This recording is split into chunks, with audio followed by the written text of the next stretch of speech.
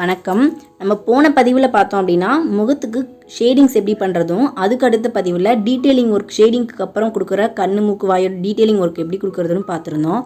அப்படி நம்ம base colour கொடுத்ததுக்கப்புறம் அந்த டீட்டெயிலிங் ஒர்க் பண்ணுறதுக்கு நம்மளோட பென்சில் ஸ்கெட்ச் நமக்கு ஹெல்ப் பண்ணும் அப்படின்றதுனால பென்சில் ஸ்கெட்ச் நல்லா போடலாம், போட்டுக்கிட்டோம்னா நமக்கு வசதி அப்படின்னு நான் சொல்லியிருந்தேன். அந்த பென்சில் ஸ்கெட்ச் வந்து எப்படி போடுறதுங்கிறத இப்போ இந்த பதிவில் நம்ம பார்க்கலாம். இதுக்கு வந்து நமக்கு நான் ஸ்கேலை யூஸ் பண்ணி தான் எல்லாமே மெஷர்மெண்ட் எடுத்திருக்கேன். ஸ்கேலும் பென்சில் வந்து நல்ல டிப் பென்சில் இருந்தால் போதும். ஏதாவது கரெக்ஷன் பண்ணணுன்னா எரேசர் வச்சுக்கலாம். இது இருந்தால் போதும், நம்ம ஃபேஸை வந்து கரெக்டாக கொண்டு வந்துடலாம். இதில் கொடுக்குற நான் மெஷர்மெண்ட்ஸ் எல்லாமே பார்த்தீங்கன்னா நான் வீடியோட எண்டில் வந்து எல்லா கால்குலேஷனும் எப்படி எடுத்திருக்கேன் அப்படின்றத சொல்கிறேன். இதில் பார்த்தீங்கன்னா இப்போ பேஸில் வந்து 3.2 எடுக்கிறேன் நான் மெஷர்மெண்ட்டு. ஃபேஸோட ஹைட்டு பார்த்தோம்னா 3.4 எடுத்திருக்கேன். இது எல்லாத்தையும் நான் இங்கேயே நோட் பண்ணிடுவேன். நோட் பண்ணிவிட்டு அதை எப்படி நான் எடுத்தேன், எப்படி அதை வந்து அந்த நோட் பண்ண நம்பரிங் எப்படி வந்துச்சு அப்படின்றத நான் வீடியோட எண்டில் வந்து நான் கால்குலேட் பண்ணி காட்டுறேன். இப்போ அந்த மெஷர்மெண்ட் படி எப்படி ட்ராயிங் பண்ணலாம் அப்படின்றத நான் இப்போ வந்து ஸ்கெட்சில் காட்டுறேன் பாருங்கள். இது வந்து கிரீடத்தோட ஹைட்டு, இது வந்து ஃபேஸோட ஹைட்டு. ஃபேஸோட ஹைட் வந்து 3.4, கிரீடத்தோட ஹைட் வந்து 5, ஃபேஸோட அகலம் பார்த்தோம்னா 3.2. இது எல்லாத்தையும் நான் இங்கேயே நோட் பண்ணிடுறேன்.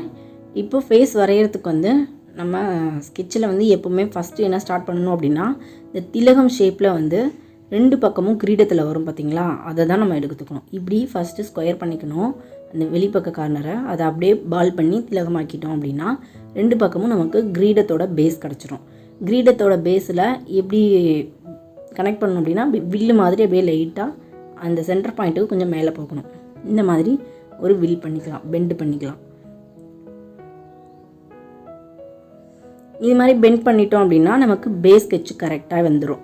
இதை போட்டதுக்கப்புறம் நம்ம ஃபேஸ் வரைஞ்சோம்னா ஆட்டோமேட்டிக்காக நமக்கு ஃபேஸ் வந்து ரொம்ப அம்சமாக அமைஞ்சிரும். கிரீடமும் அதுக்கு ஏற்ற மாதிரி அமைஞ்சிரும். எப்போவுமே இதை ஃபஸ்ட்டு தான் நம்ம சாமி படம் வரைகிறப்ப முகத்துக்கு ஃபஸ்ட்டு போட வேண்டியது அந்த கிரீடத்தோட பேஸ்.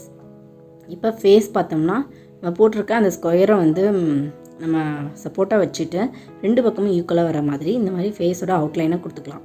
ஃபேஸோட அவுட்லைனை கொடுத்ததுக்கப்புறம் பார்த்தோம்னா அந்த ஃபேஸோட ஹைட்டை 3 ஈக்குவல் பார்ட்டாக பிரிச்சுக்கலாம். 3 ஈக்குவல் பார்ட்டாக பிரிச்சுட்டு ஃபஸ்ட்டு பார்ட்டை வந்து ஐ சப்போர்ட்டாகவும், செகண்ட் பார்ட்டை வந்து நோஸோட எட்ஜாகவும், அதுக்கப்புறம் லிப்ஸ் வர மாதிரியும் நம்ம பார்த்துக்கணும்.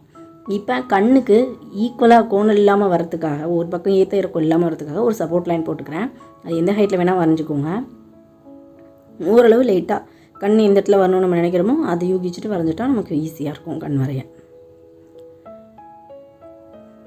இது வந்து 3 ஈக்குவல் பார்ட்டாக நான் பிரிச்சுக்கிறேன். இதுவும் அக்யூரேட்டாக நீங்கள் எடுக்கணும்னு அவசியம் இல்லை. உங்கள் கண்ணுக்கு தெரிகிற அளவுக்கு 3 ஈக்குவல் பாயிண்ட் வச்சுட்டு நீங்கள் லைன் போட்டுக்கிட்டு பிரிச்சாக்கிற போதும். ஏன்னா நம்ம சின்னதாக தான் வரைய போகிறோம் ஃபேஸு, அதை நம்ம ஈஸியாக பிரிச்சிட முடியும். இப்போ கண்ணை வந்து கண் வரைகிறதுக்கு ஒரு முகத்தோட ஒரு பாதியை வந்து 4 பகுதியாக பிரிக்கணும். அதாவது ஃபேஸை வந்து 8 பகுதியாக பிரிக்கணும். ஒரு பாதியில் 4 பகுதியாக பிரித்தோம் அப்படின்னா அந்த கண் வரைகிற பகுதி மட்டும் 2 பாகமாகவும், நம்ம கண்ணுக்கு முன்பக்கம் ஒரு பகுதியும் பின்பக்கம் ஒரு பகுதியும் விட்டோம்னா மொத்தம் 4 பகுதி ஆகிடும். அந்த மாதிரி வச்சுக்கிட்டோம்னா நமக்கு கண் வந்து ஈக்குவலாக கிடைக்கும். நமக்கு அடுத்து கண்ணோட இமைப்பகுதியை வரைஞ்சிடலாம். இமைப்பகுதிக்கு ஒரு லைன் கொடுத்துக்கலாம். அந்த நம்ம 3 பகுதியாக பிரித்தோம்னா அந்த சப்போர்ட்டிங்கில் அதே சப்போர்ட் லைனை வச்சுட்டு மேலே ஐப்ரோ வரைஞ்சிக்கலாம். புருவம் வந்து அந்த லைனை ஈக்குவல் பண்ணி நம்ம வரைகிறப்ப நமக்கு வந்து ஏற்ற இறக்கம் இல்லாமல் நமக்கு கிடைக்கும் 2 பக்கமும் ஈக்குவலாக. ஃபேஸ் நம்ம எந்த அளவுக்கு கரெக்டாக கொடுக்குறோமோ அந்த அளவுக்கு வந்து நம்ம படத்தோட ஃபைனல் அவுட்புட் வந்து நமக்கு ரொம்ப லட்சணமாக கிடைக்கும். மூக்கு வரைகிறப்ப பார்த்தோம் அப்படின்னா கண்ணோட உள்பகுதிக்கு கார்னர் இருக்குல்ல, அதை வந்து டச் பண்ணுற அளவுக்கு ஸ்ட்ரைட்டாக மூக்கோட எட்ஜ் வந்து இருக்கணும். நான் லைன் போட்டிருக்கேன் பாருங்கள், தனியாக காட்டி 1 நம்பர் போட்டு அந்த மாதிரி. உதட்டுக்கு பார்த்தோம் அப்படின்னா உதட்டோட எட்ஜு வந்து அந்த சுருக்கம் புள்ளி வருதுல்ல, அந்த அந்த இடம் வந்து கண்ணோட ஐபாலுக்கு நேராக வரணும். அதையும் நான் அங்கேயே காட்டியிருக்கேன் பாருங்கள், லைன் போட்டு அந்த அளவுக்கு வரணும். இந்த அளவுக்கு நம்ம கொடுக்குறப்ப தான் முகத்தில் அந்த லட்சணம் அப்படின்றது நமக்கு கிடைக்கும். முகத்தோட கலை அம்சம் அப்படின்றது நமக்கு அப்போ தான் வந்து நமக்கு கிடைக்கும். இந்த அளவு மாறிட்டப்போ பார்த்தோம்னா முகத்தில் ஏதோ நம்ம நல்லா தான் வரைஞ்சிருப்போம், ஆனாலும் என்னன்னு தெரியல, ஏதோ ஒரு குறை இருக்கேன்றது நமக்கே தோணிகிட்டு இருக்கும். இதை நம்ம கரெக்டாக கொடுத்து பண்ணுறப்ப நமக்கு அந்த ஒரு திருப்தி கிடைக்கும்.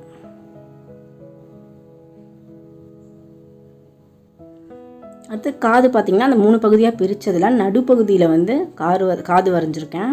நல்லா பார்த்துக்கோங்க. நான் அந்த 3 பகுதியாக பிரித்ததையும் நான் லைன் அழைக்கலை.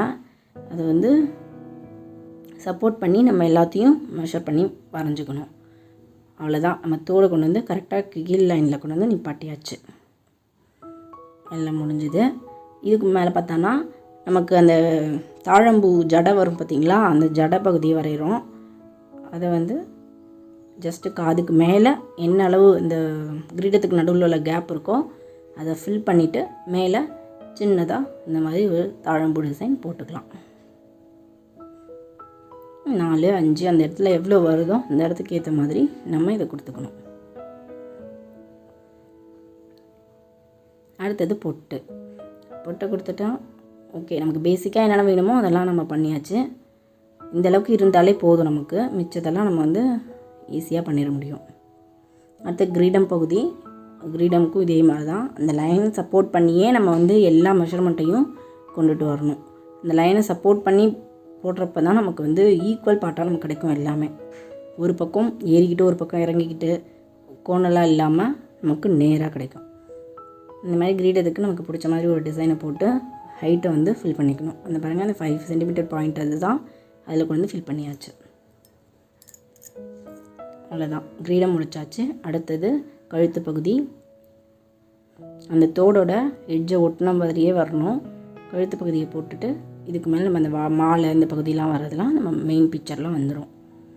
அவ்வளோதாங்க, முடிச்சாச்சு. இது ஹேர் முடி பகுதியை இந்த மாதிரி வரைஞ்சிக்கலாம். இதுக்கப்புறம் பார்த்தோம்னா அவங்க மூக்கில் போட்டிருக்க நகை, புல்லாக்கு, காதில் போட்டிருக்க வளையம் இதெல்லாம் நம்ம பார்க்கணும். மூக்கு வளையம், ரிங்கு போட்டு அதில் உள்ள முத்து பகுதிகள் இதெல்லாம் வந்து நம்ம பென்சில் ஸ்கெட்சில் போடணுன்றது அவசியம் கிடையாது. இருந்தாலும் நமக்கு தெளிவாக இன்னும் கொஞ்சம் கான்ஃபிடண்ட்டாக போகணுன்னா போட்டுக்கலாம். இல்லைனா நம்ம முன்னாடி போட்டிருந்ததோடய நிறுத்திட்டு பேஸ் கலர் முடிச்சுட்டு டேரெக்டாக மேலே கலரில் கூட கொடுத்துக்கலாம். புல்லக்கு வரைஞ்சாச்சு. அவ்வளோதாங்க, வரைய வேண்டியதெல்லாம் வரைஞ்சாச்சு. இப்போ நம்ம கால்குலேஷன் பார்க்கலாம். கால்குலேஷனுக்கு இந்த 3 அளவுகள் தான் நமக்கு தேவைப்படும். என்னென்னு பார்த்தோம்னா ஃபேஸ் ஹைட்டு நம்பர் 1 போட்டிருக்கேன், கிரீடம் நம்பர் 2 போட்டிருக்கேன், ஃபேஸ் பிரெத்து அது வந்து நம்பர் 3 போட்டிருக்கேன். முகத்தோட உயரமும் கிரீடத்தோட உயரமும் முகத்தோட அகலமும் தான் நமக்கு தேவை. இப்போ அந்த 3 கால்குலேட் பண்ணுறதுக்காக ஃபஸ்ட்டு ஃபேஸோட ஹைட்டை நம்ம எடுத்துக்கலாம். ஃபேஸோட ஹைட் வந்து எவ்வளோ? 3.4. அது வந்து எக்ஸ் அப்படின்னு வச்சுக்கோங்க. அதாவது எந்த அளவாக இருந்தாலும் ஃபேஸோட ஹைட் வந்து அந்த இடத்துல என்ன அளவாக இருந்தாலும் அந்த அளவு கூட நம்ம என்ன பண்ண போகிறோம் அப்படின்றத நான் இப்போ சொல்கிறேன். ஃபஸ்ட்டு ஃபேஸ் ஹைட் இது ஒன்று இருந்தால் போதும். நம்ம மற்ற மெஷர்மெண்ட் எல்லாமே நம்ம எடுத்துக்கலாம். ஃபேஸ் ஹைட்டுங்கிறது நம்ம எந்த பிக்சரில் எங்கே வரைய போகிறோமோ அந்த ஃபேஸோட ஹைட்டை நம்ம மெஷர் பண்ணிக்கிட்டோம் அப்படின்னா அந்த ஃபேஸுக்கு ஏற்ற மாதிரி என்னென்னலாம் போடணுங்கிறத நம்ம மெஷர் பண்ணிக்கலாம், கால்குலேட் பண்ணிக்கலாம். இப்போ கிரீடம் வந்து எப்படி பண்ணணும் அப்படின்னு பார்த்தோம்னா ஃபேஸோட ஹைட் என்ன? 3.4. இந்த 3.4 கூட 1.5 அதாவது ஃபேஸோட அளவில் 1.5 பங்கு இருக்கணும். ஃபேஸோட அளவில் 1.5 பங்கு இருக்கணும். இது இன்ச்சில் இருந்தாலும் சரி, சென்டிமீட்டரில் இருந்தாலும் சரி, எதில் வேணாலும் வச்சுக்கலாம். இப்போ நான் வந்து சென்டிமீட்டரில் எடுத்துருக்கிறதுனால 3.4 கூட 1.5 மல்டிப்ளை பண்ணால் 5 வருது. அதனால் 5.2 இல்லை 4.9 5.12 வந்துச்சுன்னா அப்ராக்சிமேட்டாக நம்ம ரவுண்ட் பண்ணிக்கலாம். இந்த மாதிரி ரவுண்ட் பண்ணுற நம்பர் என்ன வருதோ அதை எடுத்துக்கலாம். 5 சென்டிமீட்டர் நான் எடுத்திருக்கேன். அடுத்தது ஃபேஸோட அகலம் பார்த்தோம் அப்படின்னா கரெக்டாக நம்ம கண்டுபிடிக்கிறதுக்கு அதனுடைய முகம் வந்து நமக்கு ஓவல் ஃபேஸ்லேயும் வரும், உருண்டையான ஒரு குண்டு ஃபேஸ், ரவுண்ட் ஃபேஸ்ன்னு சொல்லுவாங்கள்ல அந்த மாதிரியும் வரும். அந்த மாதிரி ஒரு உருண்டு ஃபேஸ் வேணுமா இல்லை நமக்கு வந்து ஒல்லி ஃபேஸ் வேணுமா அப்படின்றதுக்காக 2 அளவு கொடுத்துருக்கேன். மினிமம் அளவு, மேக்ஸிமம் அளவு அப்படின்னு சொல்லிட்டு நான் வந்து உருண்டையான ஃபேஸ் வேணும் அப்படின்றதுனால 0.95 வச்சு கால்குலேட் பண்ணியிருக்கேன். மல்டிப்ளை பண்ணுறப்ப நமக்கு 3.4 இன்ட்டு 0.95 பண்ணோம்னா 3.2 கிடைக்குது. அதை வச்சு நான் போட்டிருக்கேன். இப்போ 0.8 வச்சு போட்டோம்னா எந்த மாதிரி இருக்குங்கிறத நான் காட்டுறேன், பார்க்கலாம்.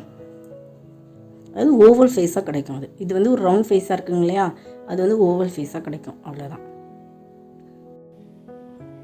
எனக்கு தெரிஞ்ச வரைக்கும் நான் வந்து மெஷர்மெண்ட் எந்த அளவுக்கு எடுத்து நான் பண்ணுறேங்கிறத உங்களுக்கு கூட ஷேர் பண்ணியிருக்கேன். நீங்கள் இந்த அளவை வச்சு போட்டிங்க அப்படின்னா ரொம்ப தெளிவாக போட முடியும்.